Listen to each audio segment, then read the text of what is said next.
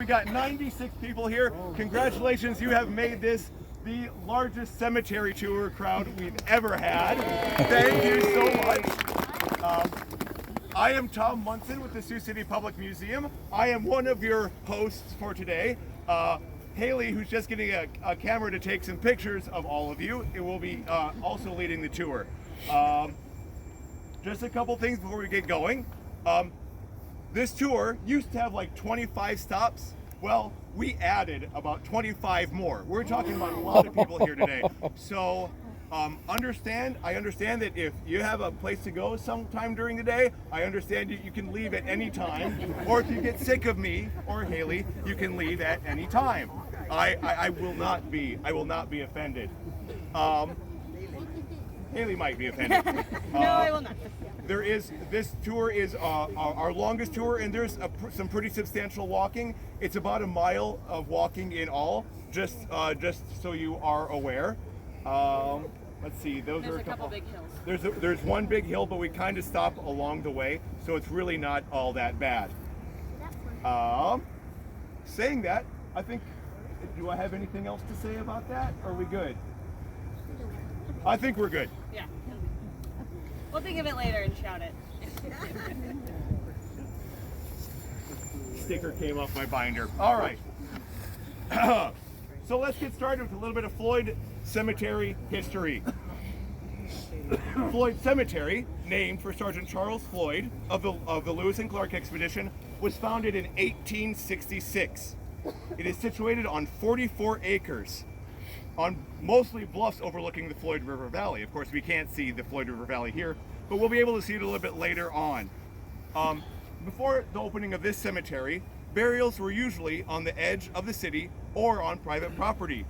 And the closest thing resembling a cemetery was the cemetery about where St. Luke's Unity Point is today.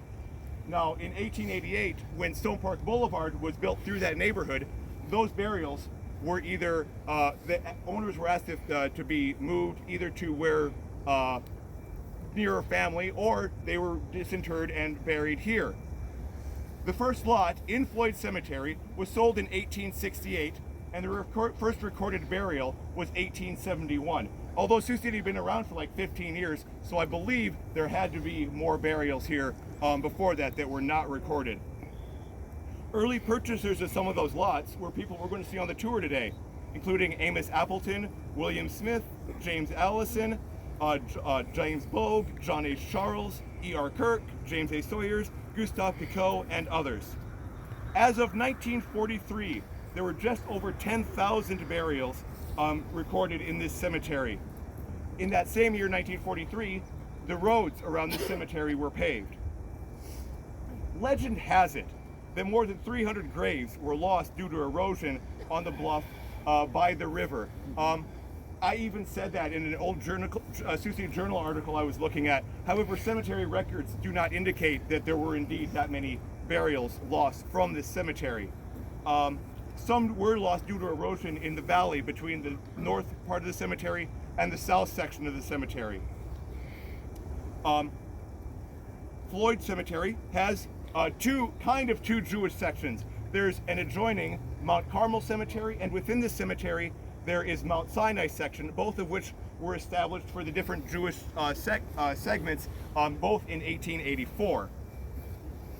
Individual plots in this cemetery are 28 feet square, but it's really common for them to be divided up into half sections, which are 14 by 28 feet. Most of the plots here, especially those that we're going to see, have a central family stone and then smaller individual stones, which are actually mostly footstones here in the cemetery. All of the lots in this cemetery were sold out by the 1920s, and even an annex onto this cemetery didn't afford much more room for burials, so really this cemetery was totally full by the late 1920s. That is not to say that there are not empty spots here, because very often those early purchasers of plots left Sioux City, so there's still a lot of empty space, just nothing left for sale. To rectify that situation, in 1924, the city of Sioux City bought Logan Cemetery, which had existed. That's out on Sioux City's northwest side. And then in 1953, Graceland Cemetery was added to the public cemetery system. So that's just a little bit about the history of this cemetery. Now we get into the people. Today, this very unique stone we are standing by is the gravesite of a church. No, that's not entirely true. You see the church here. This church was designed by George Gunn Baldwin. Baldwin was born in Connecticut in 1830. He came to Sioux City in 1872 and set up shop as an architect. Some of his work includes the first Congregational Church, which you see here, that burned in 1916. The Hotel Garrison, which was downtown where the Francis Building is today. The old Hopkins School he designed in 1887. And Thomas Jefferson Stone, the founder of First National Bank here. His home was at 7th and Jones, about where, in the back part of today's Mercy One Hospital. So that's our first person. And don't worry, we're not going to have to move too far to get to our second person. Follow me.